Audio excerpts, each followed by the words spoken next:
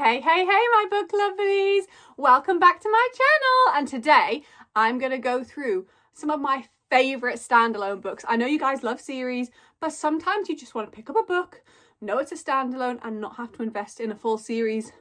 So let's dive in. So the first one I want to talk to you about is a brand new one. This is Willing Prey by Ali Oleander. This book is so spicy, it's so taboo, it's so fun. So in this book you meet the main character called Claire, and she's getting divorced from her scumbag of a husband. He's been having an affair with like a kind of paralegal at work, and sadly she's paid off his student loans, and the deal was they'd start paying off hers next in the marriage, but because they're becoming divorced, she's left with student debt and he's walking away from the marriage with none, which I think is really, really unfair. So in a ploy to make some money, this guy called Shane, who works at the same office, he's a partner of the company that her husband works for, he knows that she got chased through the woods and got a little bit freaky with her ex-husband, so he offers her 30 grand, 30 days, chased through the woods. When he catches her, he gets to do what he wants to her, and she's like, great, I love being chased through the woods, I can get freaky with a hot guy, I'm gonna make 30 grand back, that's more than I'd make if I worked a summer job. Perfect, I'll do it. Of course, there's emotion involved. There's a little bit of a backstory as to maybe what Shane had been doing prior to Claire and how it hasn't been working for him. And it was just such a good book. You can read this in one sitting. I absolutely devoured it. I could not put it down, and that's why I think this is a perfect standalone to read. There's nothing else related to it. I will have to say yet, because I feel like that's always the case, but a perfect standalone to pick up for this October season. The next one I'm going to talk to you about is Dream On by Jennifer Hartman.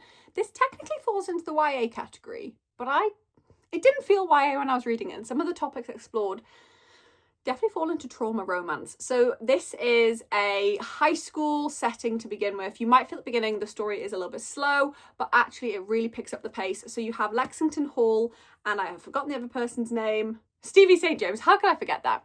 So they are at school together, they're in a school play, and they are the stars in the school play.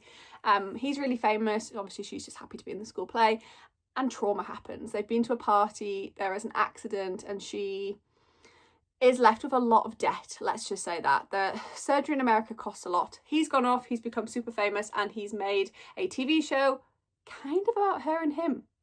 And she knows it's about her. They know this person that he's made the show about is real. So at that point, she's kind of approached, and they say, if you fake date him in the public eye for one night, it's just going to help boost the show.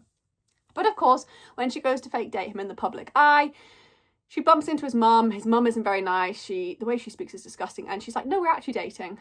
Like, we're moving in together kind of situation. And she kind of lets the lie take hold. The way that this hits your heart is so traumatic. He's had a very abusive upbringing. You get to explore that in the story. Obviously, she's had this heartbreak of never being able to kind of be on the stage anymore because of this injury and all the debt that she's in. Her life she never fulfilled the life that she thought she was going to fulfill. And I thought it was the most beautifully written book. Did it make me cry? Yes. Did it make me emotional? Definitely. I think if you're looking for something that's a little bit sadder to read in October, this is a really good standalone to pick up, and you won't be disappointed. I devoured this. I feel like if we're talking about standalones, we have to talk about the standalone, the one that everybody talks about, and that is Credence by Penelope Douglas. I have read this book, tabbed it, it's floppy, it's a good one. So in this book, you meet a girl called Tiernan, and her parents have both just taken their lives. Like, they have committed suicide and left her behind, which in my opinion is disgusting. They didn't ever consider her, they never thought about her, they never took into account the way she would feel, and she's left in this world with nobody caring for her. And at that point she finds out that she has a step uncle and two step cousins. So you've got Jake, and then who is the uncle, and I'm trying to remember what the boys are called. Gosh, it's been a while. Noah and Caleb. It's like, it's been a while since I've read this. You will end up being a little bit either Team Jake, Team Noah, or Team Caleb. I'm gonna say I'm Team Noah.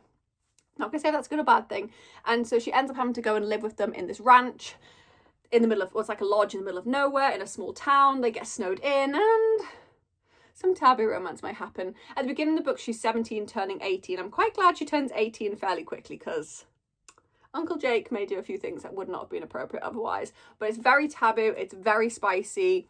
It is a Marmite book. People love to hate it, hate to love it. I feel like you're going to be in the category of, yes, this book is great, or do not put that book near me. However, I think everybody has to give it a read to see where they sit. And I loved it. It was my first Penelope Douglas book, and I could not put it down. And we have Graves by Caitlin Taylor. This book is so good. We are technically getting a spin-off world with this and the Gallow Hill series, but I am counting this as a standalone. So this follows twin brothers, Zayden and Dominic. They're a little bit unhinged.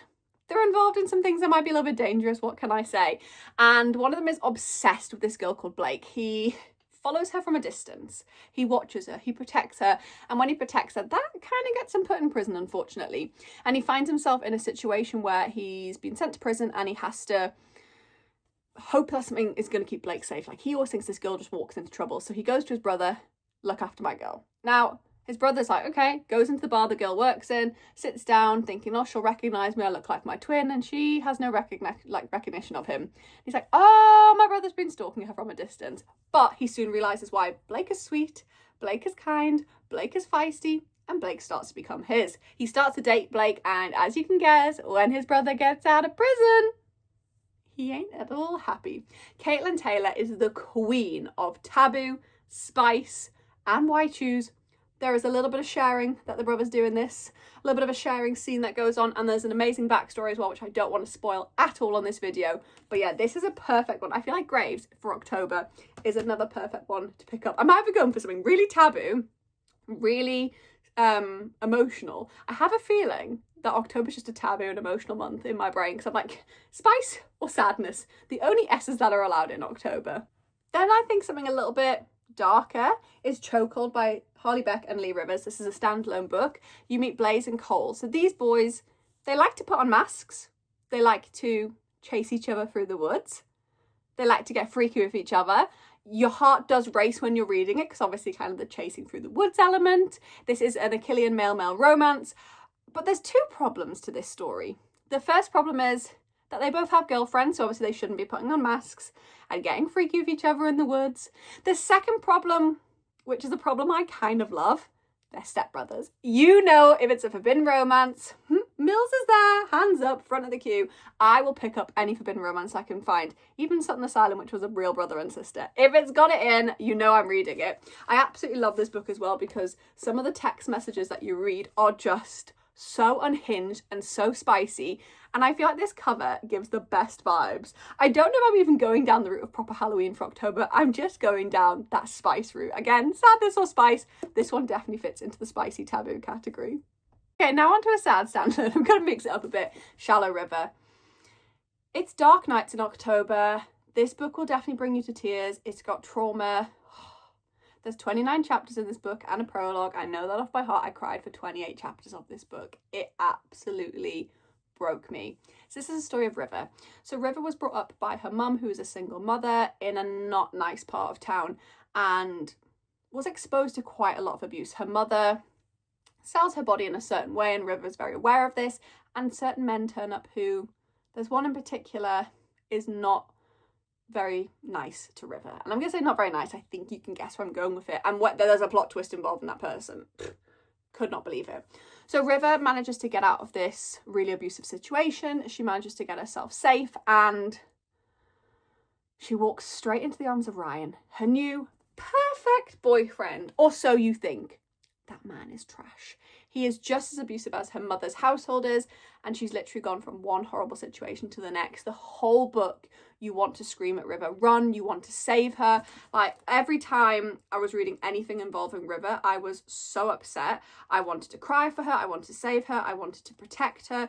Like, it's just such a sad book. But the really good thing about it is you meet a character. I want to say he's called Mako, but I just want to check that is his name. Yeah, Mako, who is involved in the story. And he is kind of like the light at the end of the tunnel for River. But it's whether River has the power to leave Ryan. It's whether River has the strength to self-advocate for herself. It's whether River can get herself out of another situation again. And you just feel so much for this girl. I would say do check your triggers on this, because this is probably the darkest one I've talked about today. It breaks my heart, but it is such a good book. And then the last one is two books that are both standalones, but they're by the same author, so I thought I'd talk about them together.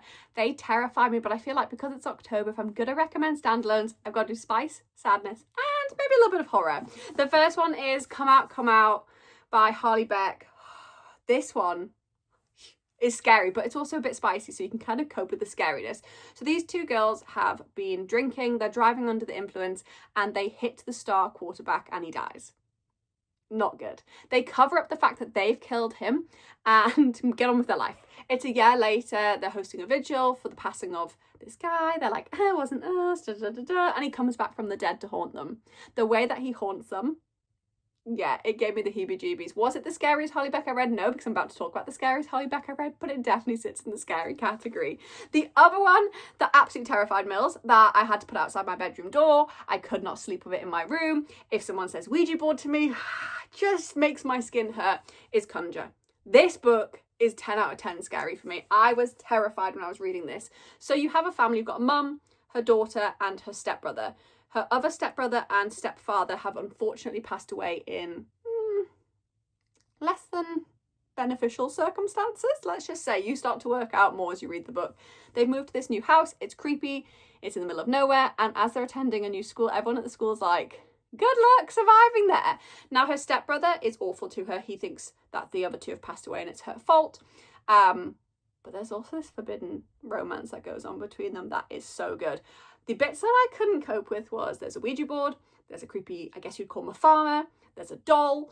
Things go bump in the night and I don't want them to go bump in the night. Not the sort of things you want to go bump in the night, let's just say. But the forbidden romance kept me going, kept me reading it. But I was terrified. So I would say as well, for two scary ones, I would grab Hollybeck. And these are the two that I actually enjoyed reading, but they were definitely scary. So that brings me to the end of the video for our standalones. Spicy, sad and scary. Triple S is about realising. If there are any videos you want to see, if you're looking for a certain genre to explore, a certain trope or a certain author, do let me know in the comments and I'll be more than happy to do that. I have put the little notification up here to remind you to subscribe to my page and turn that bell so you're notified when I post a video in the future. I hope you have a lovely Saturday and I'll see you next week, lovelies. Bye!